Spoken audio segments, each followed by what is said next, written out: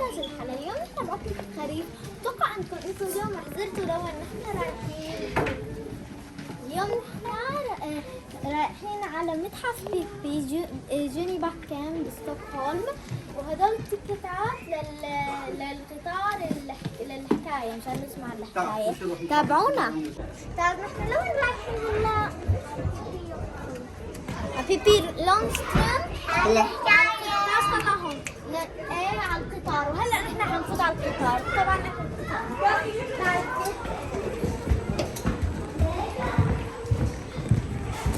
Hello all you children. Now we're off on a little trip to visit some other children whom I think you may already know.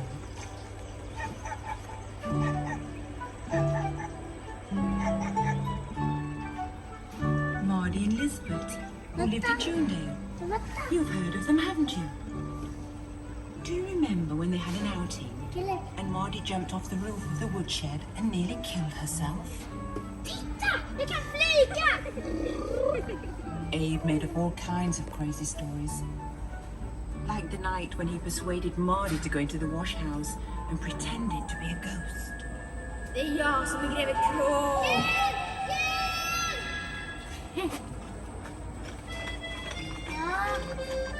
Now we're coming to Catholt, where Emil lived. And look, there's Alfred. It was Sunday, and they were having a party at Catholt.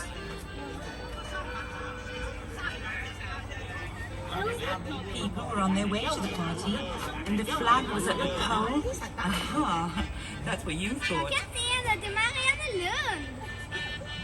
It was little Ida and Emil who ran up the flagpole. Emil! So it was the tool shed for Emil as usual after one of his pranks. Suddenly they found that Emil had disappeared. Oh, how they searched for him everywhere, even in the stream. But there was no sign of Emil. But Emil had moved out of the tool shed.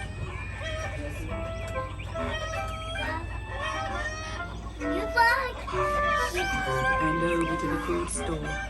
And there, if you please, he lay down and went to sleep in a cupboard with a lot of sausage skins scattered around him. He had had his party. Another party everyone in Lunenburg talked about for a long time was the one given by Emil on Boxing Day. He invited all the poor hungry people from the workhouse to come to Catholt and eat their fill of fruits. He had a good heart, that Emil.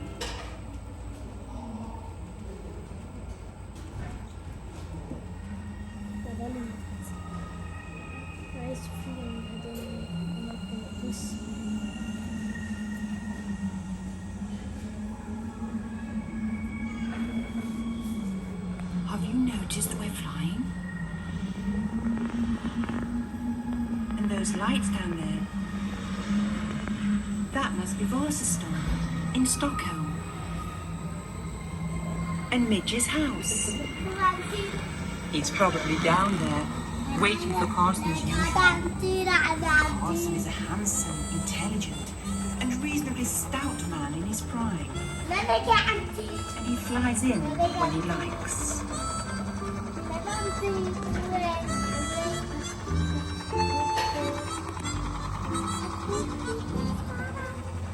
Carson lives in a little house on the roof. And here it is.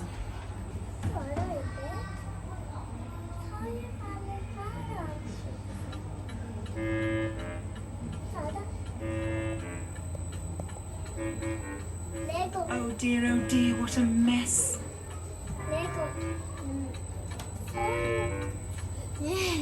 We don't want to stop here. But what has happened to us now? We have become as small as Simon Small himself. He was no bigger than a thumb, and he lived under the floor under Bertil's bed. He rented a flat there from a horrid rat.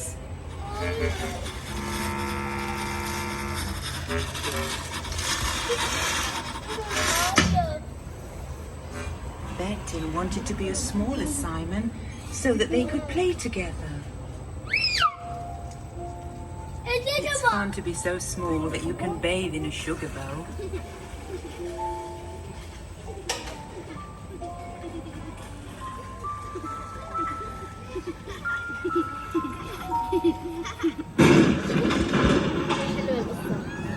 Oh, what a storm!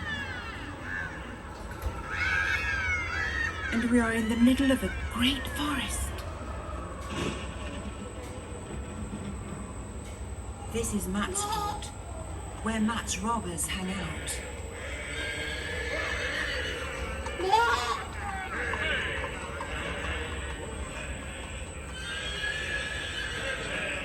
Where treacherous grey dwarfs live behind the boulders.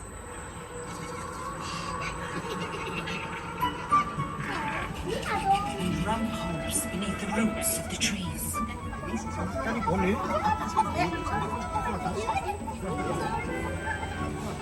And there are Ronja and Burke too.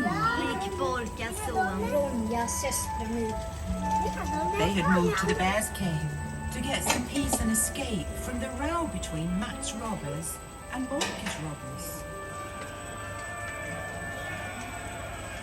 Matt's robbers were standing beside Hell's Gap, furious because Bork's robbers had moved into the fort without permission. Orka din ärkemicke! Jag ska häva dig ut ur Mattisborgen! But in the end, they became friends.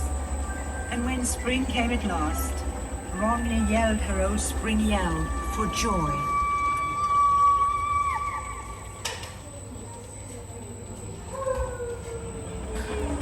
But what's going on here? There's a fire.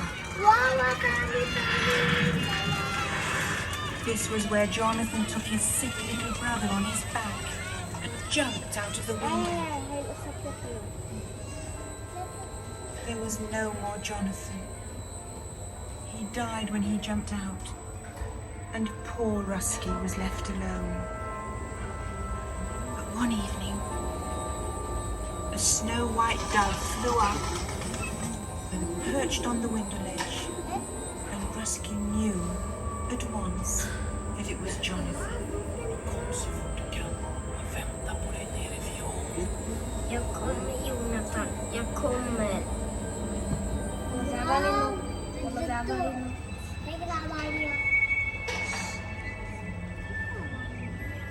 Jonathan had talked about a place called Hala, where you went when you were dead.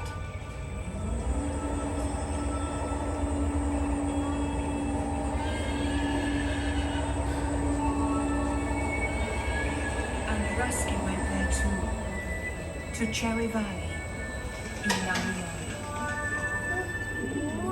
Jonathan was sitting there fishing.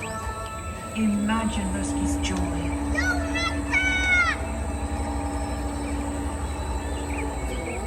But in Hala, there was also Wild Rose Valley, which was no longer free.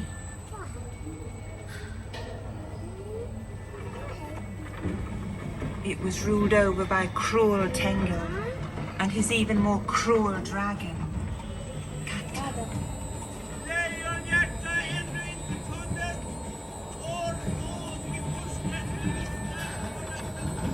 But a nice old grandfather, Matthias, lived there too. Jonathan and Rusky hid in his house until it was time to set out for Tengel's country. Their journey led across the bridge over the terrifying Karma Falls. And it was there for the first time they saw Katla. The she-dragon from ancient times. Jonathan, jag är rädd.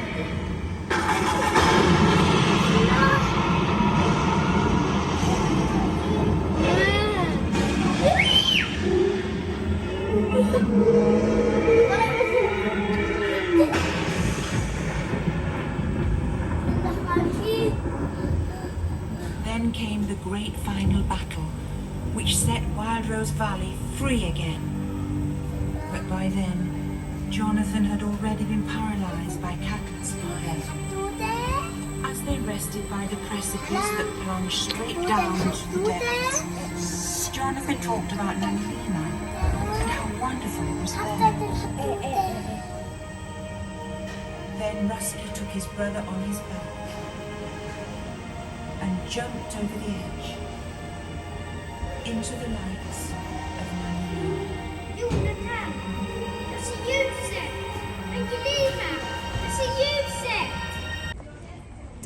توتة هل سألت لها التوتة؟ حلوة ولا فتفوتة؟